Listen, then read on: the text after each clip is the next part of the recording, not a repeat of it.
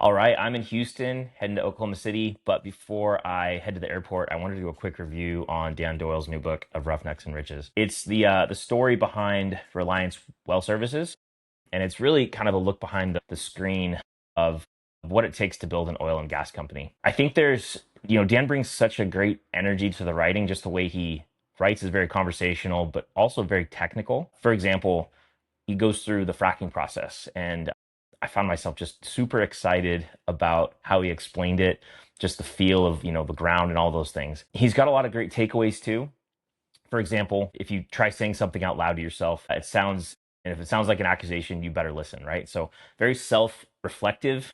He's almost like too hard on himself at times, but you can really relate to that. The oil and gas industry really takes kind of a centerpiece of this, right? And culturally, even, where it's really there's a camaraderie, and then this sort of like brotherhood that gets brought together, like with his friend Woodstock, for example. And then the way that he writes too, I've mentioned this before, but I learned how to spell words like harebrained, right?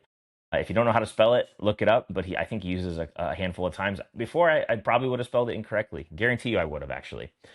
When the story starts out, just kind of recalling the beginning, they go through this whole stim exchange where, they're two brothers, and there's knives and guns and kind of this like chaos of like looking for a drawer. He thinks he's trying to find a gun, and he pulls out a knife. Just little stories like that are really engaging. And you don't really question that they even happen, because you kind of know it's absolutely possible. Talks about attorneys, how lawyers will say all sorts of things, then they move on, leaving you stuck to your mess. Thought that was a great quote. And then on page 86, it says, sometimes you have to take work at a cost just to keep your crews and just to buy time. And obviously, that's a reality of this business. If WTI is down and you can't get what you need for the oil and gas, obviously there's companies that will do everything they can to survive and keep their people employed. But um, there's, yeah. So, anyways, kind of like looking back on the whole thing, it's a fantastic book. Um, there's things that kind of, I think, hit me a little hard too. Like, he has this thing where he'd go buy a $5 McDonald's coffee versus the $20 coffee at the airport, because literally every dollar as a startup has to go towards growth, right? Or just survival, even. I don't know. I'm reminded of the relationships in this business where, we trust people kind of by meeting them and shaking their hand and sitting down at dinner and having conversations and just kind of hearing things about them.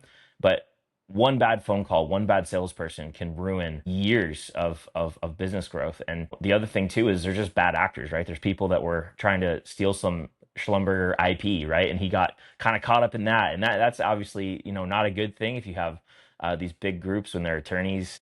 Big oil breathing down your neck's never a good thing. So yeah, I'm curious, Dan, if you ever read this, like, are you still using the old those Vertex blenders, or like, what did you move to? It was really cool learning some of those things, and just kind of the detail on it. So we'd love to have you back at some point.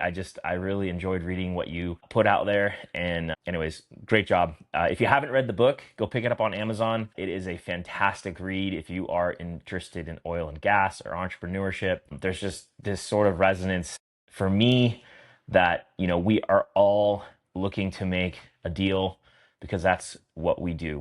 If you're an entrepreneur, we're here to make deals, and we're here to make things grow and do the right thing. So just really encouraged. So Dan, great job. I'm very happy that I met you, and I hope we get to talk again someday. Thanks.